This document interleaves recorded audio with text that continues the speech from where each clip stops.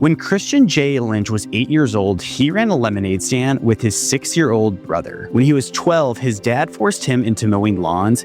Hated at the time, didn't see the point. Fast forward to college, which he hated so much he actually dropped out. Then COVID hit. Instead of retreating, he leaned in, scaling that same lawn business from 10 clients to 40 without a degree.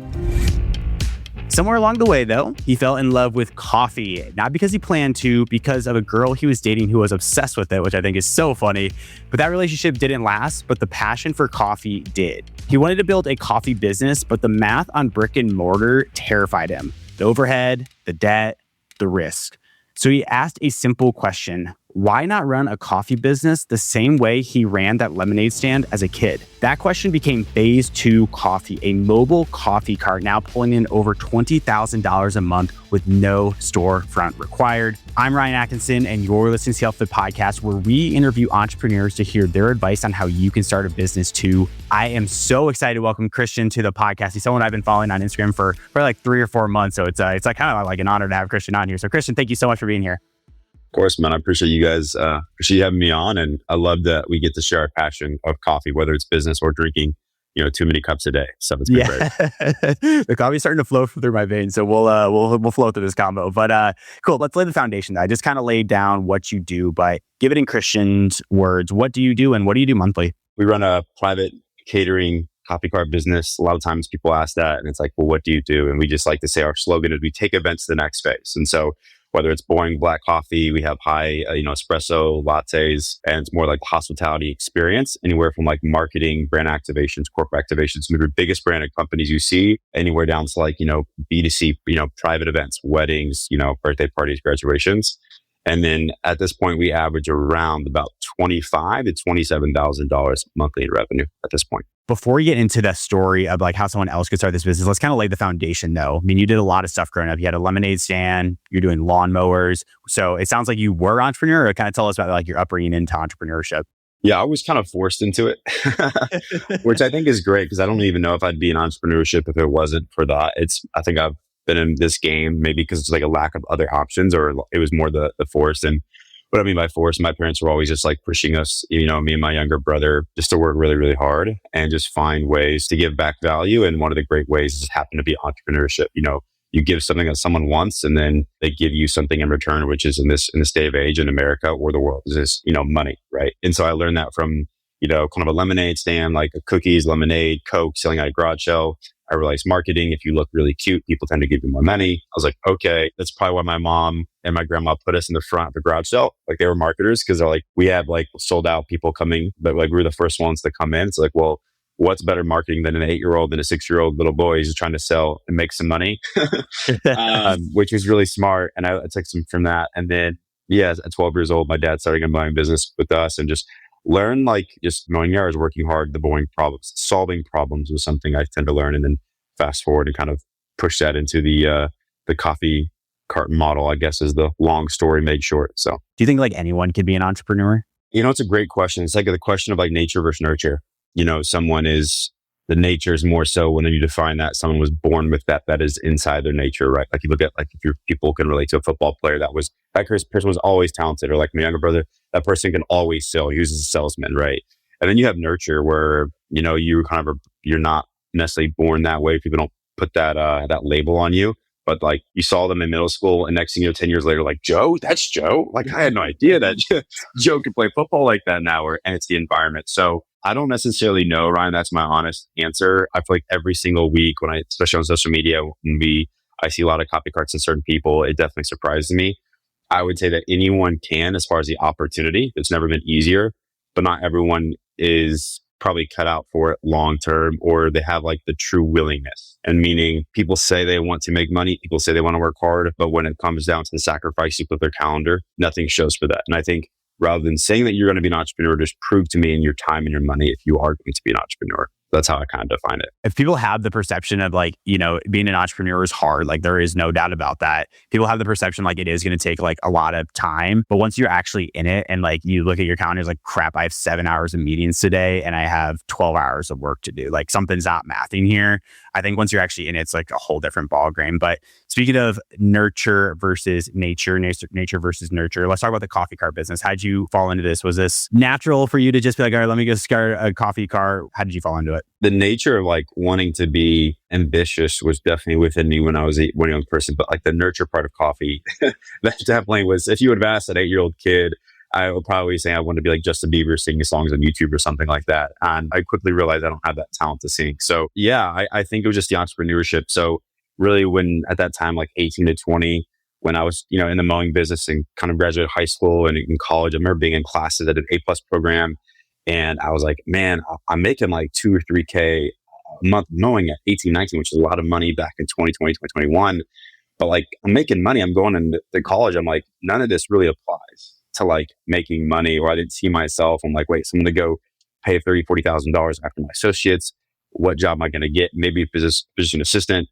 And so I kind of just like really scaled the mowing business with my brother, but I learned I wasn't as passionate about grass, like cutting grass as much. And so I really looked into like the coffee side, and that's what, like I was dating a girl at that time, went to like a really cool coffee shop beside Starbucks or Dunkin', no offense, like there's a time and place for that. But I just really like saw, like I was intrigued by just the quality of coffee and the hospitality and the scenery and the love and the passion of just pouring a good cup of coffee and having conversations, and the art. Really cool coffee shop in Kansas City called Messenger. That's what it was. And it was just really cool. And I was like, well, man, maybe I can do a business. Like, business is business, right? But at that point, like 2021, I didn't have the capital at all. And so I just kind of went down like a rabbit hole, look at different models, coffee truck, just like someone probably listening to this is, if they've been intrigued by this podcast, coffee cart, they've probably been through rabbit hole, coffee truck, mobile, there's a drive-through, there's a coffee cart, there's in-house baristas, all these different things. And so coffee cart just kind of stood out to me because it was kind of a lower overhead. And at the same time, it's something that we could kind of start up eventually, kind of just test out. And so then I worked at a coffee shop for free for like 2 months, told the person not to pay me. I opened up, every single day. And so I think a big lesson in that was like a lot of people want all the free advice, or they want to be somewhere. And I'm like, I'll just challenge yourself just to work for free for someone or learn. You get paid even better. But I learned what not to do. And I probably saved myself like $500,000 of mistakes. And so I think a lot of times I realize people were like, well, I only made this much, but it's like, you think like it's linear. Like there's so many other things that could have happened, but because you learned this one mistake, probably could have sent you down this path like $20,000. So it's like, that's how I look at things. Like, how do I stack, the ROI, whether in like the money I'm making or the money that I have not lost? And I found a person in California, did coffee cart named June. She has a coffee cart business called Welcome Coffee. She's like the grandmother of all the coffee carts. And she's kind of the first one like doing mentorship. And so I invested. It's like a mentorship of like a build out and got on some calls. I just really believed in that because I'm like, this girl's done it before me. I'm going to waste 6-7 more months, 6-7, but I'm going to waste those months when I can just pay this down. I can pay my ignorance debt down. And she's already done it before me. And so got into that, had a partner, a friend that was a barista. I was more the business person. I had complete ownership of it, but he taught me how to be like, going back to the nurture, taught me how to like do shots and pour latte art and what's the concept of espresso. And he knew nothing about business, but I was like, I can sell, like I know how to market. I know how to like figure out prices and stuff. And so it was a really good partnership. And that's kind of like the story kind of, cut together. Are you working a 9-to-5, but dream of entrepreneurial freedom? Look no further than the UpFlip Academy, the #1 entrepreneurial platform with 20 plus step-by-step courses taught by active business owners, live workshops, hands-on skill training, a business idea database, and a thriving entrepreneur community to keep you accountable. Click the link in the description below to join the UpFlip Academy today and make this the year you stopped dreaming and started building your business without guesswork. For someone listening now, like Christian, this sounds like incredible. Like I want to start my own coffee cart business. What's the upfront capital? What are some of the big things you need to do to invest in to actually like get started into this from a straight cart perspective? Yeah, I mean, you can go as low as like people starting at Rebels. You've probably seen it, Ryan, or, people will have like a build your own cart. I mean, you could literally go as low as like $2,000 to a mid-tier setup could be with a $2,000 special machine, $500 grinder. Maybe you get like a Husky cart or something, $4,000. And then our setup's kind of, if you're higher premium, you could go anywhere from like not 8 to 1,000 to like 12 to 13 to 15,000. So there's a rough range. I know it's a terrible answer for someone like, what's the exact answer? Well, it's like, It depends. It depends on what you want to do and the setup that you have. I do think though, caveat on that, most people sometimes do overspend spend and focus so much on the equipment and the cart, not enough on the business first principles of like the fundamentals of like sales, marketing, offer. What are you even selling? Why would someone buy your coffee? But not against a great setup. It definitely helps in a lot of ways. No, I like that. And that's what I wanted to hone in on is like the sales and marketing aspects. I see you, like you post a lot of like Alex Hormozy, like inspiration. I absolutely like love that. So the sales and marketing piece of this, like should someone think about like crafting like an offer to like get people actually interested in their coffee cart? Kind of take me through the anatomy of like a really good coffee cart offer. One, everyone should just read $100 million offers by Alex Hormozy. That would just give someone a really good introspection to like what a business is, like what are they even selling, right? And then you'll go through that. And so I think I have it here just like what is like an offer just in general, and you kind of plug in, but you basically it's like, outcome and the perceived likelihood of achievement is going to be at the top. And so, what outcome are you trying to maximize what you're selling to? But I think before even that is like the offer of like, who are you selling to? And so like a B2B buyer, some to a business, like you're selling to a business, is going to be different than like a couple at a wedding. And so like you are the same coffee cart, you are the same owner, but the reason of why they want to buy is completely different.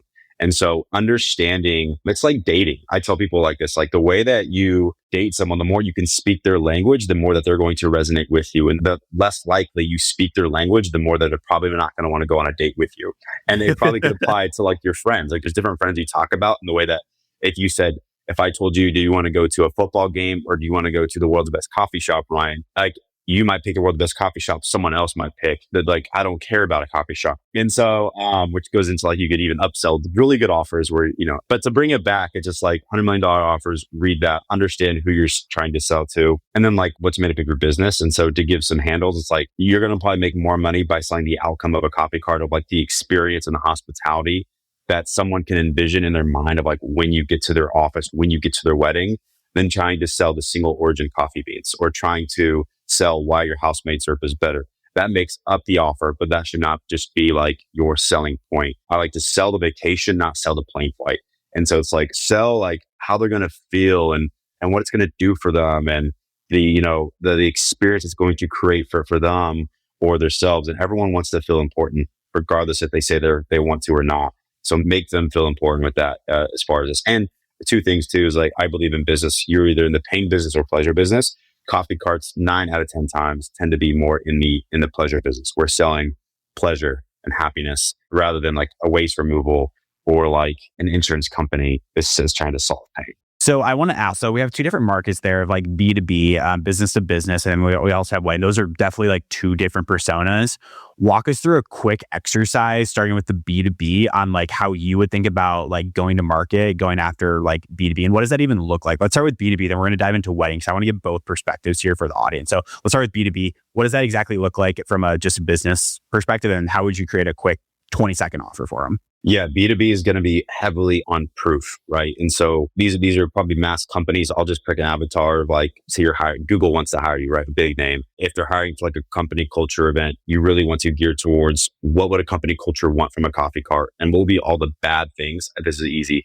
Of like, why would they not hire you? And write all those things down and just do the opposite. I just love that. And I think people just like find reasons faster to like why they can't hire someone versus why they would. You just get like decision fatigue of like, well, maybe they'd hire me for this. Just like, what would all the sucky things be? I'm like, why they wouldn't hire you? And do the opposite. And more so to get to the details of the B2B, it's going to be of like company culture. And so like writing in your offer of like, we help take company cultures to the next phase within an hour of your company. We help retention by 200% based off of these company experiences. Or like a really good one could be like, for under $2,000, we keep your employees happy, satisfied, and still working there. And like you just do like a whole report and send them of like an average customer or an average employee costs $30,000 a year to re-onboard.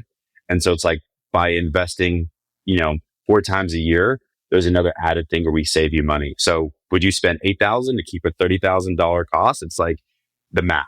Okay, that's the B2B segment. The wedding segment of it. Let's talk about that. Let's just say, hey, I want to go after weddings. Christian, how the heck do I market to them? How do I create like a good offer? What do they care about? Yeah, weddings are going to be way more budget sensitive to an extent. Weddings overall are going to sell more of the feeling and like kind of the guest and what they feel like. And even private events like birthday parties, graduations, you kind of put that in. It's going to be Like, how am I going to feel more so? Is it going to keep my kind of guests entertained, more happy? Is it going to create more of that vibe that I want to have? And they will be more budget sensitive, because I hear all the time, like, why do B2C buyers so much harder? It's like, well, a company that has $10 million to spend versus a couple that has $10,000 to spend is a completely different budget. And it's not necessarily you as a business, it's more about the budget. And so you're going to have to really reinforce why their budget should go to you as far as the line item of like what you're selling. And so adding on like custom different elements and menus and signature drinks and lattes that make them feel will help with that. So with those offers, I like to tend to put more of like the buzzwords of like the Mrs. and Mrs. drink, or we'll give a custom menu for free, and kind of putting that offer in kind of more like the wedding tier packages. And also people doing a coffee cart will probably tend to have better selling points or higher like close rates working with weddings that have wedding planners than not. And so I would actually, and what that just means is just because more than likely, if a bride has not hired a wedding planner, they probably don't have as big of a budget. This is not like a judgment zone, just a reality, right? This is just business. And so we realize our best B2C clients and for the wedding space have wedding planners. And so definitely just work your way in. And actually, instead of going after brides and grooms, it's actually a really good incentive to go after wedding planners and event planners that are in that world, because they will sell their services, but maybe better than you. So, okay. So then the big question here, we just covered B2B, like weddings, birthdays, all of that. If you had to coach someone on, you need to just focus on one for the first 3 years of your business, which one would it be? Oh my goodness. I think it depends on the market. I'm just going to say probably corporate for sure. The first 3 years, I would probably break it down. And I would say the first year, it's probably going to be easier for most people to get into the B2C. You have more friends and family and stuff like that. But I think like, I'll just give you some real numbers. We look at our rev of like our percentage of like what we're selling to. And I think B2B is like 94% of our revenue, and 5% of like weddings, graduations, birthday parties is only like 4.5% total. I think it's around 100%. Trying to do the math there. But anyways, that was really good. And so we were just like, you know what, we're just going to pivot all to B2B. That's our customer. But I know people like in LA, they have massive budgets, big celebrities, B2C budgets are massive. And so we're in the Midwest. So that is a big thing. But overall, probably B2B, but you got to pay to play. You got to be on your stuff for sure. Yeah, that's for sure. Like that's what I mean. I honestly kind of figured you were going to say that, just like knowing the difference between like a business has a much bigger budget than a typical like wedding thing that goes without saying. But if someone's like, okay, I'm going to go after B2B clients, I might start of investment. Like, how do I start like doing outreach to them? Like, how do I start targeting these people? Am I doing ads? Am I cold calling? Like, how the heck do I land my first client in B2B? How do I get people just to know that I exist? I'm trying to make money off them, How do I get people to pay me money? Yeah, for something that I love doing, right? I think it's great. I learned this from Hermosi, but there's like really only 4 ways to do outreach. And I think it's really great just because I think some people, Ryan, just have this overwhelming of like, there's like a million different things that I can do to like, I have this coffee cart business and like, people are promising me thousands of dollars, and how do I get people to know I exist? It's like, well, there's only 4 ways. So just pick one, or you can pick a couple. And it's, the 4 ways are like paid ads, content, warm outreach, cold outreach. Well, paid ads cost money. So for most people in the beginning, unless they have like a trust fund or a parent or whatever, 9 to 5 that's filtering, that could be a great fast way to do it. Cold outreach can be a little harder. You got to be more nuanced on how you go about reaching out, that especially if you don't have proof, right? And so like your conversion rates, or when I say conversion to someone, it means like the odds of them reaching out to them and also paying you money is lower when you have less proof. And so I'm assuming this is someone in the beginning, like warm outreach and content is probably going to be your best bet starting out. And so the one line that I really just love, because people don't want to sound salesy when they go after their friends and their family. I get it, because like I started a business now. I'm overwhelmed because like I don't want to sound super salesy. Is just say, hey, Susie. So say Susie is your friend. Hey, Susie, I just started a coffee cart business where we help take events to the next phase. I'm putting my business in. That one liner. Do you know of anyone that could be like, that would find this useful or that would love to take a coffee cart to their event? And then you can tie a partnership rate. Hey, I have like a 30% partnership rate that if whatever you give back or find someone, we'll give 30% off to them, or you kind of feel that structure. Why I love this line, instead of like, hey, would you like to hire me? Instead of you ask someone if they know, is because one, they do find someone that they might potentially know, or someone's of someone. And so like your warm outreach almost expands because you had that first person who knew this person, and then so it's a goodwill just, multiplying. But the second reason why I love that is because they self-select. Psychology says like when you ask that question, they're not, well, maybe I could use it, or like maybe my company could use it. And so it doesn't come off salesy. And so just doing that, like when you go to events, you can do a text message, you can do a phone call, hang out with friends. That's why we got our first 3 events, was just like asking if someone knew someone. We got a wedding, we got a graduation, we got a bridal party. And then content is just like posting behind the scenes. And the biggest thing with content, make sure you tag your city, because a big thing that I see people doing wrong is that you say coffee cart for hire, but it's like we're a local business. And so like someone can listen to this podcast and they can be from Japan, they can be from Israel, they can be from the US, they can have a subscription based, whatever you guys might be selling. That works. This is a local coffee cart business. I doubt you're going to be traveling from like Missouri to like Japan to do a coffee cart, right? But likelihood of that, maybe it's like in the emperor of Japan, like once a hire, you can have that budget, right? But the odds are very unlikely. And so make sure you mention your city, and then in the videos, and your content, try to think about who is the person that you're trying to sell to and make the content about them and not about you. And I think a lot of people make the mistake of their coffee cart and they attract more people that want to do coffee carts, which is great for me. Like if I mentor coffee carts, I coach coffee carts, that's great because I'm trying to help people like build out their coffee carts and to scale their businesses. But if you're trying to, sell B2B, B2C, they don't care about how you set up your coffee cart. like no offense. And so by making it about like making your city in there, like if someone's in Jacksonville and they see your coffee cart and you're in Missouri, that doesn't matter. Make sure it's Kansas City.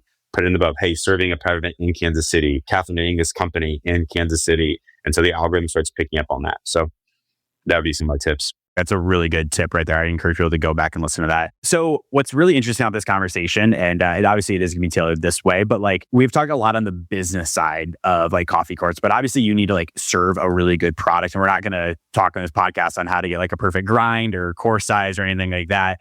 The question I want to ask though is like for successful coffee carts to like really get going, like what's the breakup of like having good product, but also like being really sound on like the business side, if you get what I'm asking there? That's a great question.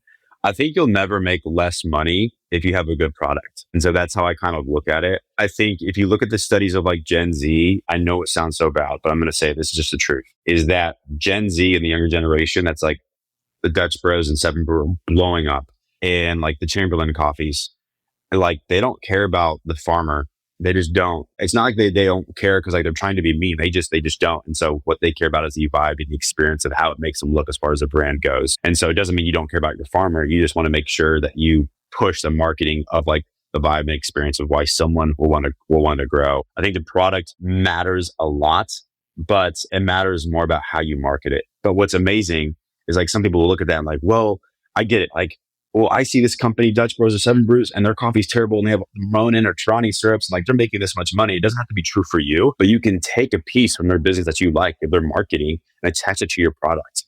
And so it's like, you don't just have to quit and like be negative about it. Like, how can you make a difference? How can you control the controllables? And so it's like, I still want to sleep good at night, Ryan. I wouldn't sleep good if I'm doing Monin and Trani.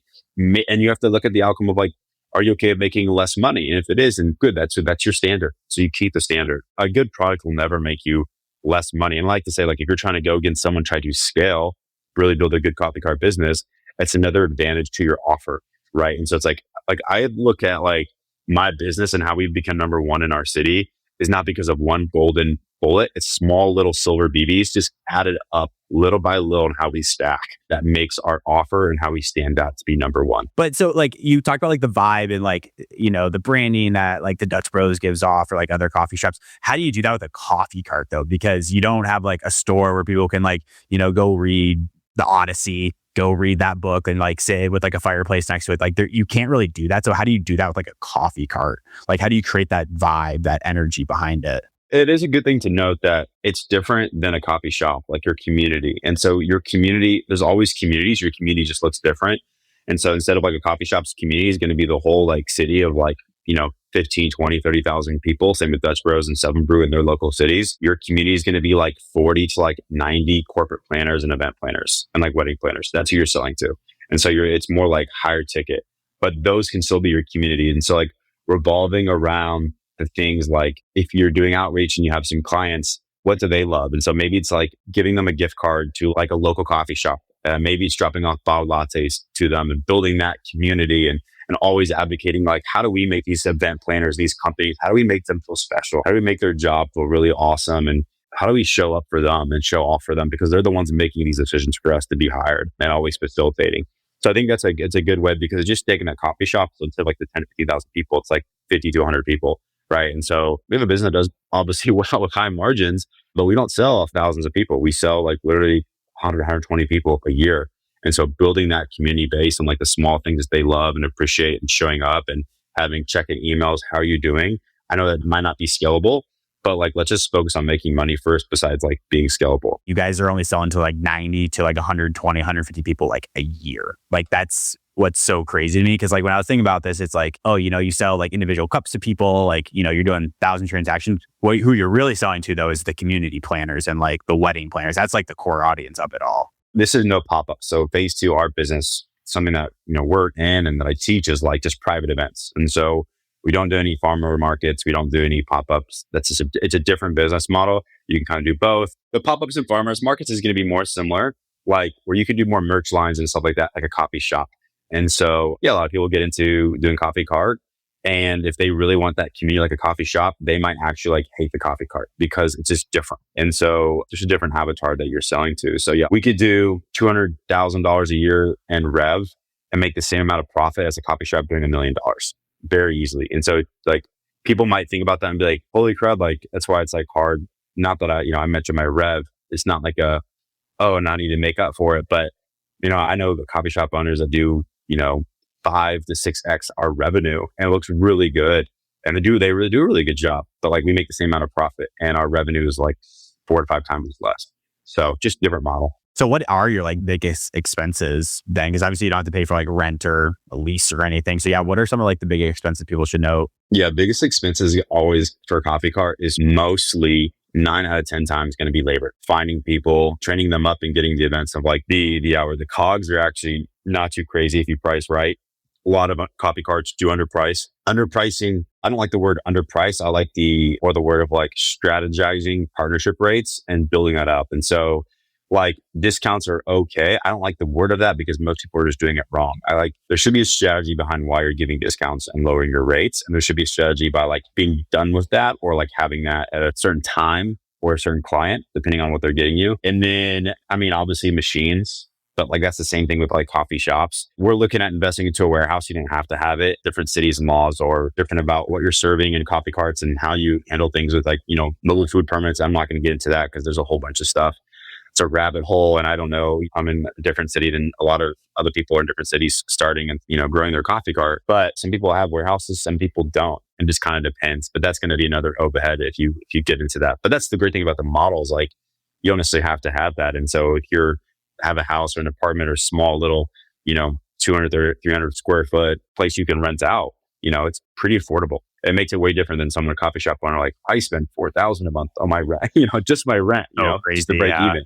Cool. I like it. Well, last question before we get into our fan blitz questions. If someone's like, holy moly, I am inspired. Someone to copy this exact like blueprint, this business model for like their own cities. What are like the first 3 things that they should do in their first month? First thing that they should do is just research their city. And like we can do Claude, ChatGPT, love the AI that we can use. Everyone's like, oh, screw AI. Hey, AI has a time and place. And so this is what's great. And so like, if you don't use it, you'll probably be left behind. But just research your city and your market. Look at the population, look at the GDP and type in. And then type in the business model. Hey, I want to run a private coffee cart event. I probably going to charge. That's why like it's just way more details, but $700, $800, $900. Can my market support that? Because if someone's in the middle of the Sahara Desert, doesn't matter how good you are running a coffee cart business, no one's going to buy. And so that's a big thing. And then 3, then from that, you'll kind of have your answers.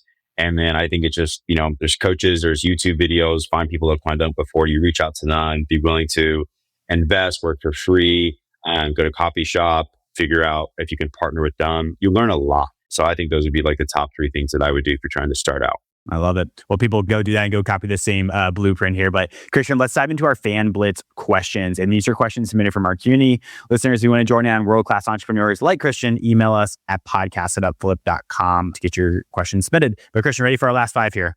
Let's go. Cool. What is your go-to coffee order? Oh, I'm going to go flat white with a little bit of honey. Oh, that is a good one. Number 2, what is your preference on bean and like where you get it from? I feel like I'm about to roast myself here because I'm not that much of like the bean connoisseur. I just like, we have an Ethiopia, Colombia. So I just like more of the darker blends for sure. What's one drink on your menu you secretly think is overrated or underrated?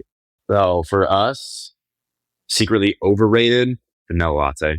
Overrated vanilla latte, underrated is cinnamon toast. Took it off our menu. It's house made. And we had clients like asking like, why don't you have that? Like, why don't you bring that back? Or where is it? And I was like, wow, like it's a pain to make, but I'm like, people love it so much. So we've actually thought about starting a CPG brand. Me personally, I'm like doing cinnamon toast lattes in cans, but anyway, there's no time for another. Time for another.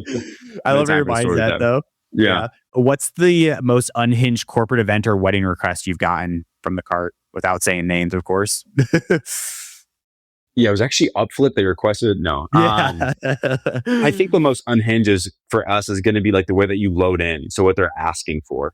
And so there's two. One was a graduation, no names, but it was like they had like a down slope like hill and they wanted us to like they take the cart all the way down. They had like a pool. I had to pick it up over rocks. And I mean, you're carrying like special machine grinders. And like we made it happen. But I was like, you're kidding. Like, hopefully you're like, they see our setup. We can just pull up in the front, be awesome, cool. Like everyone walks up to the garage doors, they go around back. But no, they had to have it like all the way down. So like always just clarify, where you want the barista to set up.